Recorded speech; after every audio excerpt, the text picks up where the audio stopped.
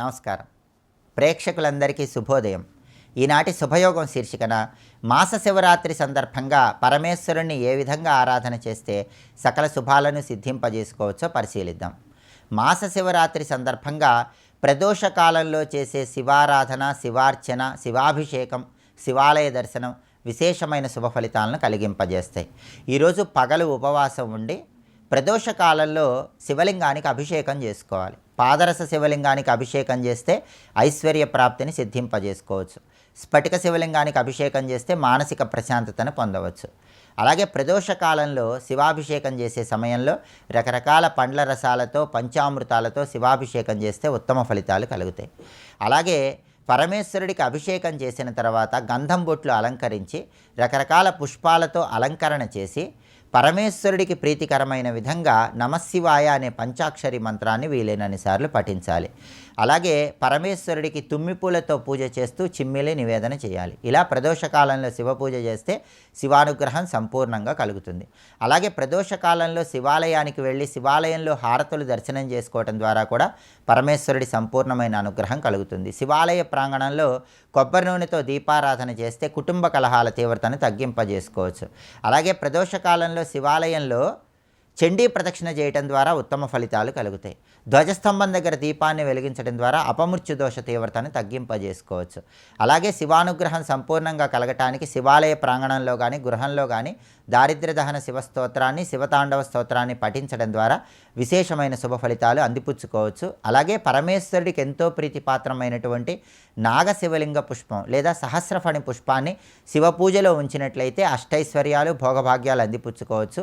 ఈ పుష్పం అందుబాటులో లేని వాళ్ళు దానికి ప్రత్యామ్నాయంగా ఎర్రమందార పూలతో ఈశ్వరుణ్ణి పూజించినట్లయితే శివానుగ్రహానికి చాలా సులభంగా పాత్రలు కావచ్చు. గౌరీదేవి కూడా రాక్షస సంహారం చేసేటప్పుడు ఎర్రమందార పూలతో శివుణ్ణి పూజించింది కాబట్టి ఆ పూలతో శివ పూజ చేస్తే శివానుగ్రహం సంపూర్ణంగా కలుగుతుంది.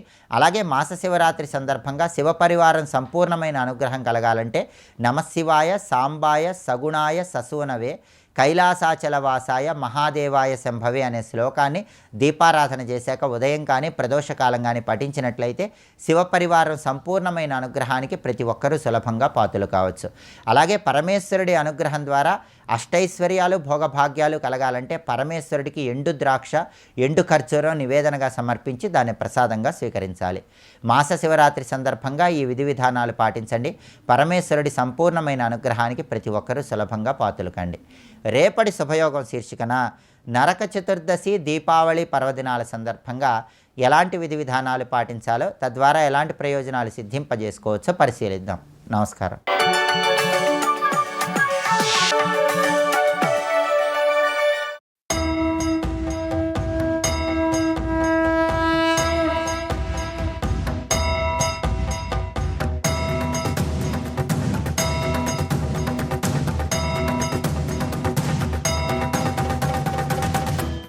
పురుషార్థ ప్రాప్తిలో కూడా కారణమియ్యని అన్నాడు ఇక్కడ. అందుకే కారణం చాపి పౌరుషే అనే మాటలో పురుషుడు చేసే ప్రయత్నమునకు కారణమియ్యని అన్నాడు. అంటే అర్థం ఏంటి? ప్రయత్నమునకు కారణం ఏంటంటే పురుషుడు ప్రయత్నం చేసి ఏది పొందాలనుకుంటున్నాడో అది ఈయన అన్నాడు ఇక్కడ. అంటే పురుషుడు ప్రయత్నం వల్ల సాధించే ధర్మ, అర్థ, కామ, మోక్షములు ఈయన స్వరూపమే. అయితే అర్థం అంటే పరమార్థమే చెప్పాలి కానీ మామూలు అర్థాలు చెప్తారా? అన్నిటికంటూ గొప్పదైన పరమమైన అర్థమే చెప్పాలి. పరమమైన అర్థం అంటే మోక్షము. మోక్షమే ఈయన యొక్క స్వరూపము. యజ్ఞేష పురుషో వేద వేదాపినతం విదుహు. పైగా ఈయనే పరమ పురుషుడు అని తెలుసుకున్న వేదములు కూడా ఈయన తెలుసుకోలేవు. ఈయన పరమ పురుషుడిని తెలుసుకున్న వేదములు మాత్రమే, అవి కూడా ఈయన తెలుసుకోలేవు. అంటే అర్థం ఏంటి? పరమ పురుషుని గురించి చెప్పాలంటే వేదం ఒక్కడే చెప్పగలదు, ఇంకేమి చెప్పలేవు. కానీ వేదం కూడా చెప్పలేదుట అని వేదమే చెప్పింది ఇక్కడ. పరమాత్మ అంటే ఎవరంటే మాటకు అందని వాడు ఉంది. మరి వేదం అంటే మాటేగా.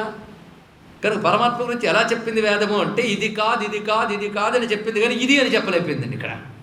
నేతి నేతి, ఇది కాదు అననుహు అన్నది ఇక్కడ. అణువు కాడు, అకృశ కృశము కాడు, అస్థూల స్థూలము కాడు అంది. అంటే అణువు కాడు, బృహత్తు కాడు, కృశము కాడు, స్థూలము కాడు అందే తప్ప ఇదని చెప్పింది. ఇది కాదు, ఇది కాదని చెప్పింది, కానీ ఇదని నిర్ణయించగలిగిందా? ఇదని నిర్ణయిస్తే వస్తువు అయిపోతుంది. పరమాత్మ వస్తువు కాడు.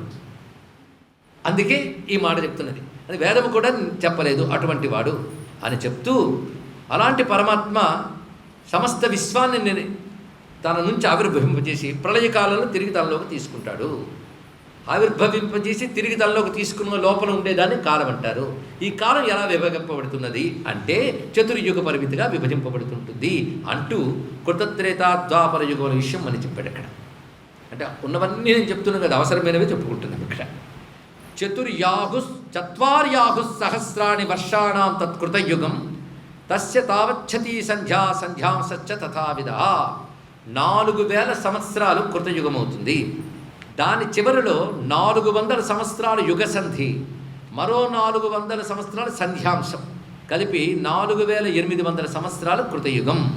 అహోరాత్ర పితॄణాం తు మాసోబ్ద త్రిదివౌకసా చతుర్యుగ సహస్రేతు బ్రహ్మణో ద్విజోత్తమ.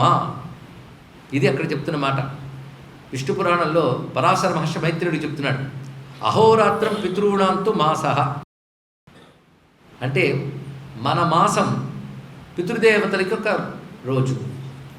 అబ్ద త్రిదివౌకసా మన సంవత్సరం దేవతలకి ఒక రోజు అవుతుంది.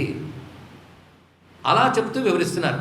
అలా చెప్తూ ఉంటే 4000 దివ్యయుగాలు దివ్య అంటే దేవతల లెక్క ప్రకారంగా లెక్క కడితే బ్రహ్మదేవుడికి ఒక రోజు అవుతున్నది అన్నారు ఇక్కడ. అలా లెక్క కడి చెప్తున్నట్ట. కానీ 4000 దివ్య సంవత్సరాలు కలుపుకోవాలి. మానవుల లెక్క ప్రకారం లెక్క కడితే 43,20,000 సంవత్సరాలని మనం చెప్పుకున్నాం. ఇప్పుడు చెప్తున్నది దేవతల లెక్క ప్రకారం దివ్యవర్ష అనే మాట. దివ్యవర్ష పురాణాల్లో కొన్ని చోట దివ్యవర్ష సహస్రాడి అనే మాట కనబడుతుంటుంది. దివ్యవర్షములు అంటే ఇవి అర్థం అండి ఇక్కడ తెలుసుకోవాలి. కానీ దివ్యవర్షములు ఇంకొక మాట చూపిస్తున్నాడు, అర్థం చేసుకుని అందమైన మాట. శృతిలో ఉన్న మంత్రం ఇది. అంటే చతుర్యుగ సంఖ్య పురాణాల్లోనే ఉందా అంటే శృతిలో ఉంది. కలిశయానో భవతి సంజిహానస్తు ద్వాపరః ఉత్తిష్టం త్రేతా భవతి కృతం సంపద్యతే చరణ్ అన్నాడు ఇక్కడ. అంటే నడిస్తే కృతయుగం, నిలబడితే త్రేతాయుగం, కూర్చుంటే ద్వాపరయుగం, పడుకుంటే కలియుగం అన్నాడు ఇక్కడ. అంటే చైతన్యం యొక్క స్వరూపం చూపిస్తున్నాడు. చరణ్ అంటే పూర్తి చైతన్య దశ, నిలబడ్డం అంటే తగ్గింది, కూర్చుంటే ఇంకా తగ్గింది, పడుకుంటే అదే కలియుగం అన్నాడు. అది ఈ లెక్క యుగాల గురించి చెప్పేటప్పుడు ఎంత చక్కటి అందం చూడండి ఇక్కడ. అంటే చరణ్ అంటే ధర్మము అని అర్థం ఇక్కడ. ధర్మం చరిస్తూ ఉన్నప్పుడు, ధర్మం నిలబడ్డప్పుడు, ధర్మం మఠం వేసుకున్నప్పుడు, ధర్మం పడుకున్నప్పుడు. తెలిసిపోయింది కదా. అలా యుగాల గురించి మరొక చోట చెప్పింది శాస్త్రం కూడా. మొత్తానికి ఈ లెక్కలు చెప్తూ ఇక్కడ 4000 సంవత్సరాల కృతయుగం, అందులో 400 సంవత్సరాల యుగసంధి, మరో 4 సంవత్సరాల సంధ్యాంశం, మొత్తం కలిపి 4800 దివ్యవర్షములు. అలాగే 3000 సంవత్సరాల త్రేతాయుగం, దాని సంధ్య 300, సంధ్యాంశము 300 కలిపి 3600. ఇది దేనిది? త్రేతాయుగం. ఇక ద్వాపర యుగం వస్తే 2000, సంధ్యాకాలం 200, సంధ్యాంశం 200, 2400. ఈ కలియుగం 1000 సంవత్సరాలు. దీని సంధ్య 100, సంధ్యాంశం 100 కలిపితే 1200, మొత్తం కలిపితే 12,000. కలియుగంలో 4,32,000, మొత్తం కలిపితే 43 లక్షలు వచ్చింది. ఇక్కడ కూడా 1200, మొత్తం కలిపితే 12,000 ఇచ్చింది. ఇది దివ్యయుగముల లెక్క మొత్తానికి. ఇప్పుడు అర్థమైంది కదా. ఈ విధంగా చెప్తూ మొత్తం శ్లోకములతో సహా వాటి వివరణంతో చెప్తాడు మార్కండేయులు వారు. ఇవన్నీ దివ్యవర్ష సహస్రైస్తు అని అన్వయించుకోవాలి ఇక్కడ.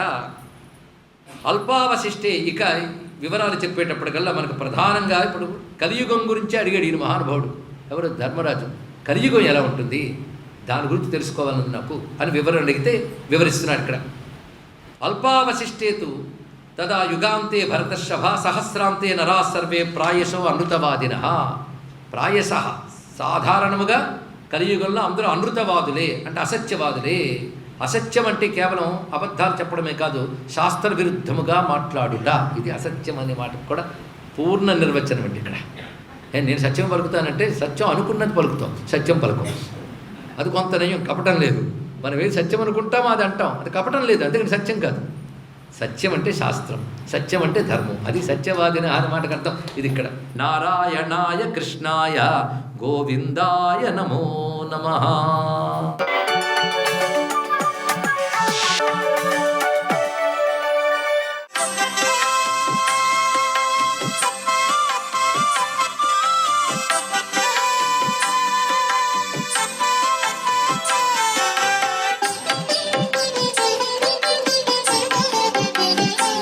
ఓం నమో నారాయణాయ, ఓం నమః శివాయ, శ్రీమాత్రే నమః. లక్ష్మీ కటాక్షం కోసం మనం ఈ రోజున ప్రత్యేకమైనటువంటి విధి విధానాలు పాటించాలి. ముఖ్యంగా ఇంటి ప్రాంగణంలో మారేడు చెట్టు కనుక ఉన్నట్లయితే ఆ వృక్షం చుట్టూతా కూడాను 9 ప్రదక్షిణాలు నిర్వహించి అక్కడ దీపారాధన చేసి ఓ చెంబెడు నీళ్లు పోసి బెల్లం ముక్క నైవేద్యంగా సమర్పించాలి. ఈ విధంగా చేసినట్లయితే లక్ష్మీ కటాక్షం అనేటువంటిది తప్పనిసరిగా కలిగి తీరుతుంది. అశోక వృక్షం దగ్గర కూడాను చెంబుడు నీళ్లు పోసి అక్కడ నువ్వుల నూనెతో కనుక ఈరోజు దీపారాధన కనుక నిర్వహించినట్లయితే శోకములన్నింటినీ కూడాను తొలగింపజేసి శాంతియుత తత్వాన్ని లక్ష్మీదేవి ఆ ఇంటిల్లిపాదికి కూడాను ప్రసాదిస్తుంది అని చెప్పేసి శాస్త్రం. దీపపు కుందులు ఎత్తుగా ఉంటే వారి ఇంట చాలా చక్కటి భక్తి కలిగి ఉంటుందిట. ఉదారమైన మనస్సు వాళ్ళకి ఎల్లవేళలా ఉంటుంది. దీపకుందులు ఎత్తుగా ఉంటే చాలా మంచిదండి. ఎత్తుగా ఉన్న కుందిల్లో దీపారాధన చేయటం వలన సకల సంపదలు కూడాను చేకూరుతాయి అంటోంది శాస్త్రం. శుభకార్యాలు ఆనందంగా నెరవేరటానికి ఇది బాగా సహకరిస్తుంది. అంతేకాకుండా నగదు అధికంగా ఖర్చు కాకుండా కూడాను మనకి లక్ష్మీ కటాక్షం ఉండి తీరుతుంది. దీపపు కుందులు మరీ అంత చిన్నవిగా ఉండకూడదు, ఎత్తుగా ఉండటం వలన చాలా చక్కటి యోగవంతమైన ప్రభావం వస్తుంది. లక్ష్మీ కటాక్షం కూడాను మనకి లభ్యపడుతుంది. సర్వే జన సుఖినో భవంతు.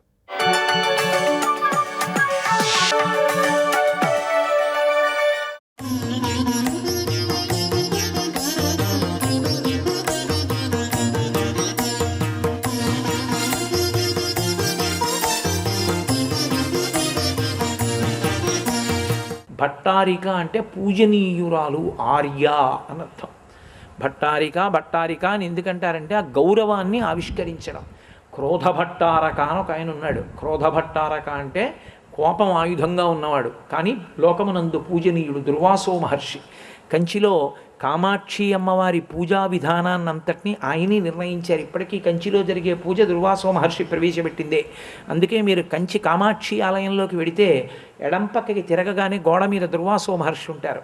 ఆయనే ఆర్యాదిశతి 200 శ్లోకాలతో చేశాడు. పరమ ప్రఖ్యాతమైన గ్రంథం, అద్భుతంగా ఉంటుంది ఆర్యాదిశతి. మూక పంచశతి, ఆయన 500 శ్లోకాలు చేశారు. దుర్వాసో మహర్షికి క్రోధభట్టారక అని పేరు, శృంగార భట్టారక కాళిదాస మహాకవి. భట్టారక భట్టారిక అంటే పూజనీయులు అన్న మాటని వాడడానికి ఆ పదాన్ని కలుపుతారు. కాబట్టి లలితాపరా భట్టారిక, రాజరాజేశ్వరి లలితమ్మ పట్టుకునేటటువంటి పాశము, అంకుశము, ధనస్సు, బాణములు ఈ 4టితో పాటుగా ఆమె చేతిలో అక్షమాల అంటే అకారము నుండి క్షకారము వరకు ఉన్నటువంటి అక్షరములనన్నిటినీ మాలగా చేసి చేతిలో పట్టుకుంటుంది. అసలు నిజానికి అమ్మవారి శరీరం మామూలు శరీరం కాదు, అది అకారము నుండి క్షకారము వరకు ఉన్నటువంటి అక్షర స్వరూపమే ఆవిడ శరీరం. అందుకే ఆదిక్షాంతి సమస్త వర్ణనకరీ శంభు ప్రియే శాంకరీ అంటారు శంకరాచార్యులు వారు అన్నపూర్ణాష్టకం చేస్తూ. అకారము నుండి క్షకారము వరకు ఉన్న సమస్త అక్షర వాంగ్మయ స్వరూపమే ఆమె యొక్క శరీరము. కాబట్టి రాజరాజేశ్వరి స్వరూపం చేతిలో అక్షమాల పట్టుకుంటుంది, ఒక చేతిలో పుస్తకాలు పట్టుకుంటుంది, అక్కడికి 6. మిగిలిన 2 చేతుల్లో వర అభయ ముద్రలు పట్టుకుంటుంది. ఈ 8 చేతులతో ఉండి కుడికాలు మడిచి ఎడంకాలు కింద పెడితే తంత్రంలో ఆవిడ్ని రాజరాజేశ్వరి స్వరూపము అని పిలుస్తారు. రాజన్మత్తమరాళ మందగమనాం రాజీవ పత్రేక్షణాం రాజీవ ప్రభవాది దేవమకుటై రాజత్పదాంభోరుహాం రాజీవాయతపత్రమండితకుచాం రాజాధిరాజేశ్వరీం శ్రీశైలస్థలవాసినీం భగవతీం శ్రీమాతరం భావయే అని భ్రమరాంబని స్తోత్రం చేస్తూ ఆ రాజరాజేశ్వరి స్వరూపంగా ఆవిడ నడిస్తే ఉండే వైభవాన్ని వర్ణిస్తారు. కాబట్టి ఆ తల్లి లలితాపరాభట్టారికా స్వరూపంగా యజ్ఞగుండంలోంచి ఆవిర్భవించింది. ఆవిర్భవిస్తే ఆ తల్లి యొక్క చేతులు ముందు చెప్పారు వ్యాస భగవానుడు. చేతులలో ఉండే ఆయుధములను చెప్పారు. ఇదే శంకర భగవత్పాదాచార్య స్వామి వారు సౌందర్యలహరి చేస్తూ ఒక అద్భుతమైన శ్లోకం చేశారు. లలితా సహస్రనామ స్తోత్రమే సౌందర్యలహరిగా మారిపోతూ ఉంటుంది. సర్వం శ్రీ ఉమామహేశ్వర పరబ్రహ్మార్పణమస్తు. స్వస్తి.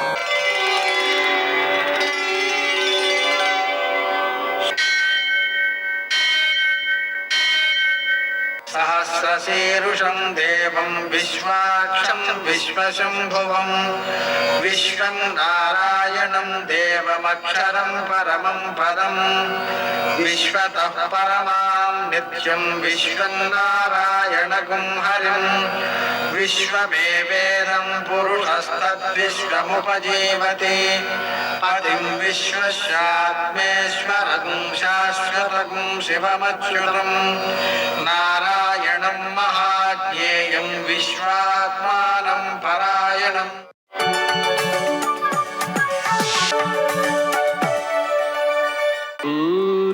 శౌర్యమథేందురింద్రపదవీ సన్మంగళం మంగళం.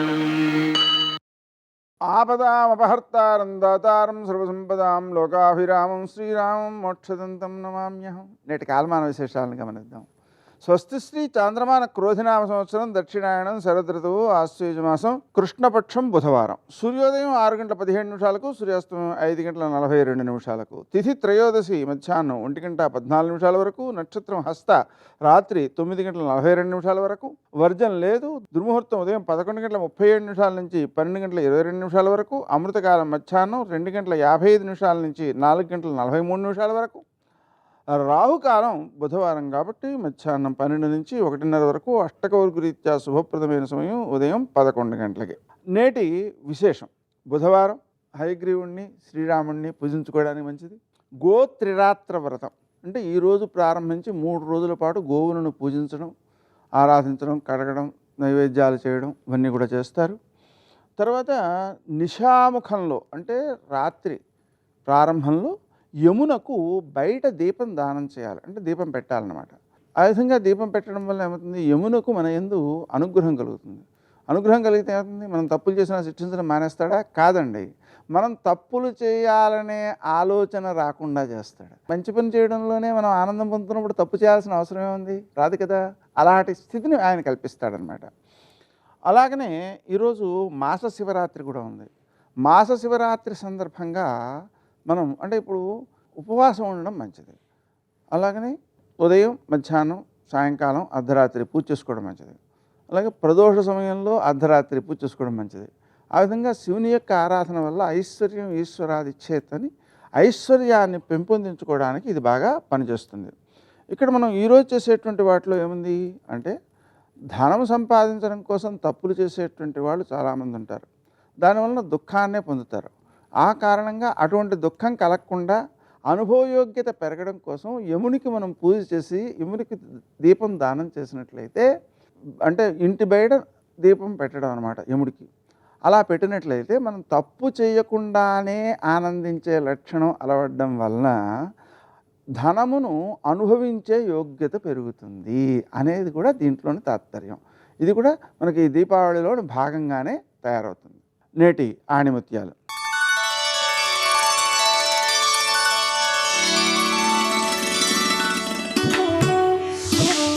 మీకు నచ్చినట్టు బతకాలంటే ధైర్యం కావాలి. ప్రపంచానికి నచ్చినట్టు బతకాలంటే సర్దుకుపోవాలి.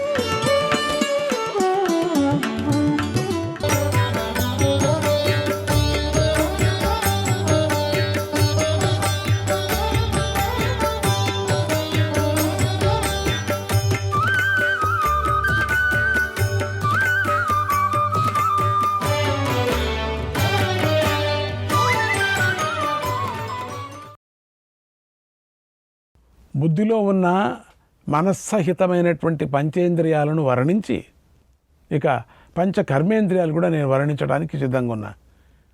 వీటికి ప్రాణశక్తి 6వదిగా చెప్పబడింది. అంటే 2 చేతులను పనిచేసే ఇంద్రియంగా తెలుసుకోవాలి. కాళ్ళు 2 గమనేంద్రియం అని తెలుసుకోవాలి.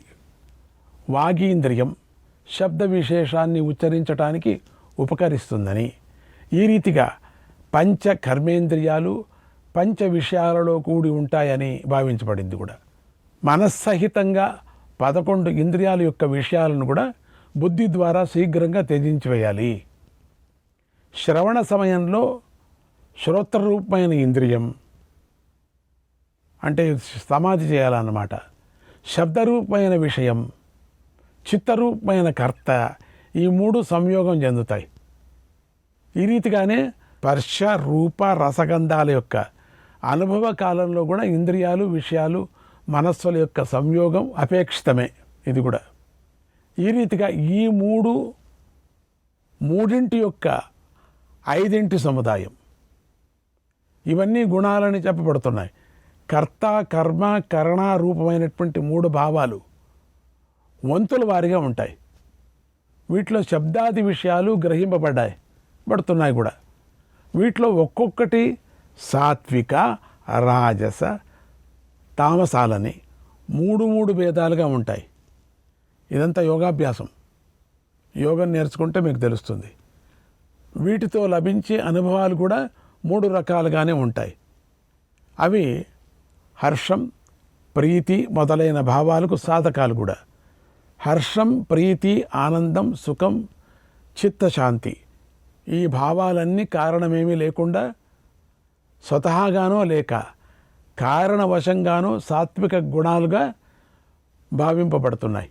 అసంతోషం సంతాపం శోకం లోభం అసహనశీలత, ఇవి సకారణంగానో లేదా అకారణంగానో రజోగుణ చిహ్నాలు. ఇవంతా కూడా అవివేకం మోహం ప్రమాదం స్వప్నం ఆలసభావం, ఇవి ఏ రకానికి చెందినవనైనా తమో గుణానికి వివిధ రూపాలే ఇవంతా. వీటిలో శరీరంలో కానీ మనసులో కానీ ప్రీతి సంయోగం చేత పుట్టినది సాత్విక భావం. దీన్ని సత్వగుణ వృద్ధిగా తెలుసుకోవాలి. తనకు అసంతోషజనకం అప్రీతికరం అయినటువంటి దానిని రజోగుణ ప్రవృత్తిగా అభివృద్ధిగా భావించాలి. శరీరంలో కానీ మనసులో కానీ పుట్టినటువంటి అతర్క్యం అజ్ఞేయం మోహ సంయుక్తమైనటువంటి భావాలను తమో గుణం వల్ల పుట్టినవి జనితాలుగా తెలుసుకోవాలి.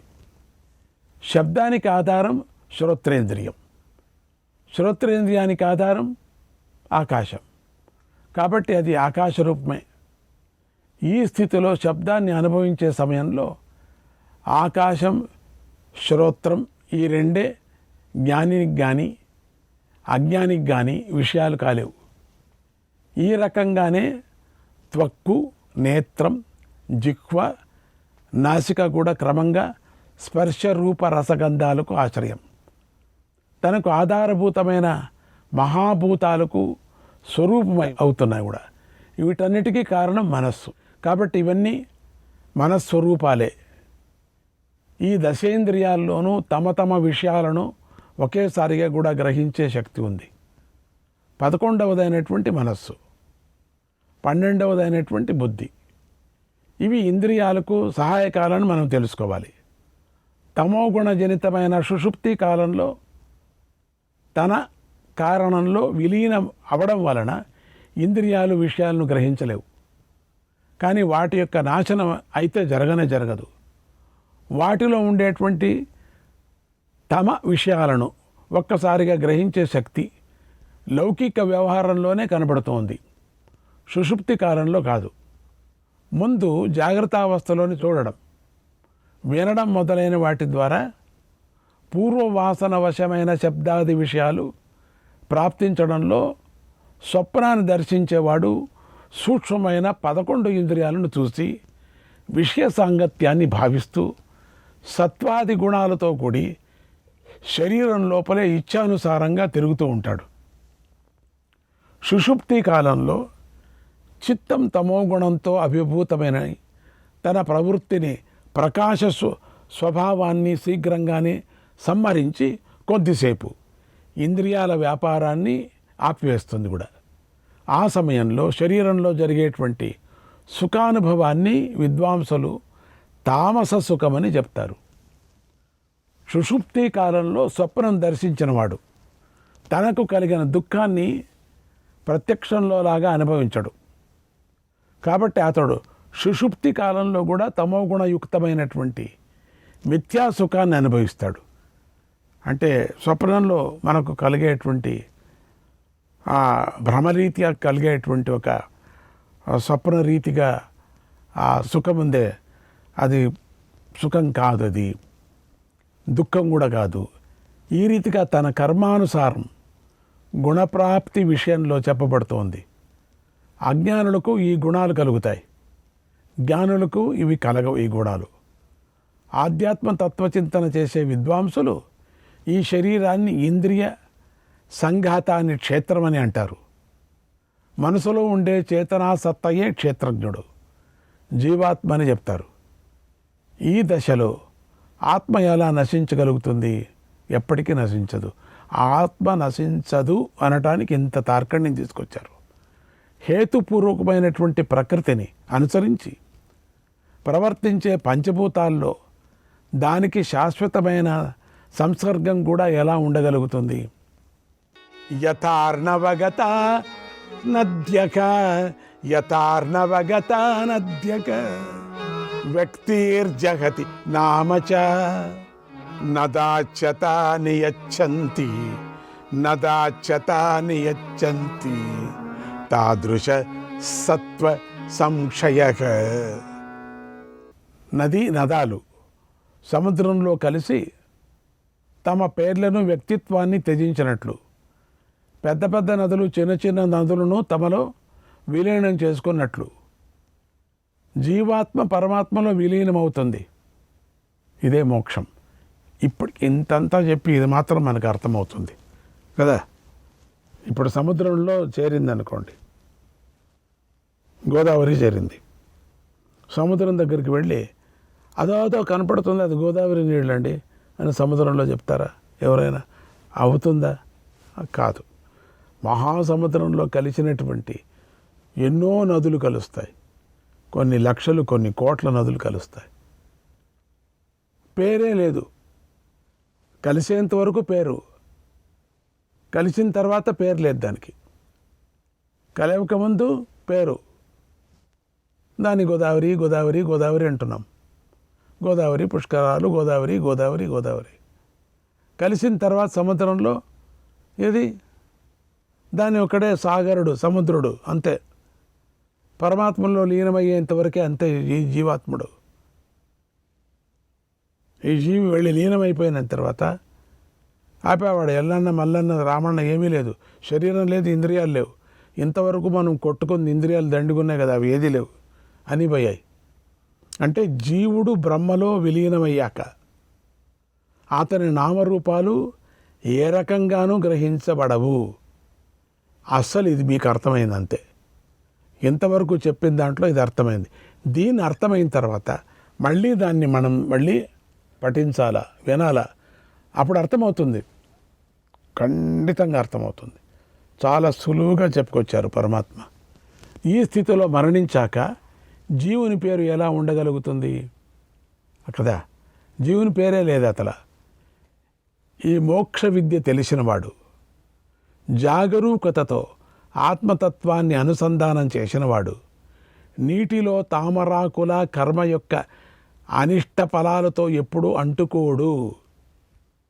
తామరాకు మీద నీళ్లు పడితే అంటుకుంటుందండి? ముత్యంలాగా జారిపోతూనే ఉంటుంది. ఎంత వర్షం వచ్చినా జారిపోతుంది. అంత శక్తి దానికి ఏదో ఉంది అక్కడ. పక్షులకు అంతే, ఎంత నీళ్లు పడినా కూడా జారిపోతూనే ఉంటుంది. లేకపోతే అవి తడిస్తే చచ్చిపోతాయి కదా. అదేదో ఒక పొర మాత్రం తడుస్తుంది అంతే, కానీ లోపల తడసదు, వెచ్చగా ఉంటుంది దానికి. పరమాత్ముడి యొక్క సృష్టి అది. అట్లా ఈ తామరాకు మీద నీళ్లు పడినట్టుగా అందుకని అంటుకోడు. సంతానం మీద ఆసక్తి కారణంగా రకరకాల దేవతలను ప్రసన్నం చేసుకోవటానికి అజ్ఞానులు చేసే సకామ కర్మలు అన్నీ మనుష్యులకు అనేక విధాల సదృఢమైన బంధాలు. ఇవంతా కూడా ఈ బంధాల నుండి తప్పించుకొని సుఖదుఖాలను గూర్చి చింతించడం మానివేసినప్పుడు సూక్ష్మ శరీరం మీద అభిమానాన్ని విడిచిపెట్టి సర్వోత్తమమైన గతిని పొందుతాడు. అంటే వేదాలు ప్రతిపాదించిన ప్రమాణాలను చింతన చేస్తూ శాస్త్రాలలో చెప్పబడిన శుభకరమైన సాధనలను అనుష్ఠిస్తూ ఉండటం వల్ల మనిషి జరామృత్యువుల భయం తొలగి సుఖంగా నిద్రిస్తాడు. పుణ్యపాపాలు క్షయించి వాటి వలన కలిగే సుఖదుఖాది ఫలాలు నశించినప్పుడు అన్నిటి యందు అన్ని విధాల ఆసక్తి లేనివాడు ఆకాశంలాగా నిర్లేపుడు నిర్గుణుడు అయిన పరమాత్మయందు ఉంటూ సాక్షాత్కారాన్ని పొందుతాడు.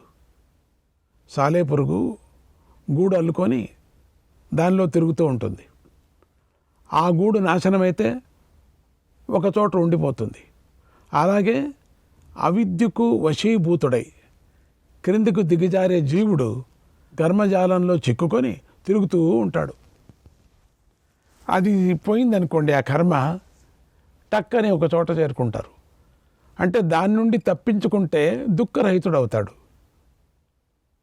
పర్వతం మీదికి విసిరివేసినటువంటి మట్టి పెంకు పర్వతాన్ని ఢీకొని నుగ్గునుగైనట్లు అతడి సమస్త దుఃఖాలు విధ్వంసం అయిపోతాయి. పరమాత్మలో ఒక్కపారి ఢీకొంటే అయిపోయింది. మమతాభిమానాలు లేనివాడు సంసార బంధాల నుండి విముక్తుడై తన దుఃఖాలనన్నిటినీ దూరం చేసుకుంటాడు. ఎందుకు ఈ దుఃఖాలు వస్తుందంటే ఒకదానికోటి కోరికలు కోరుతూ కోరుతూ కోరుతూ దుఃఖం పోవాలంటే ఎక్కడ పోతుంది? కోరికలు జతకే దుఃఖం వస్తూ ఉంటుంది. అది వేరేంటంటే వేరేయటానికి వీల్లేదు.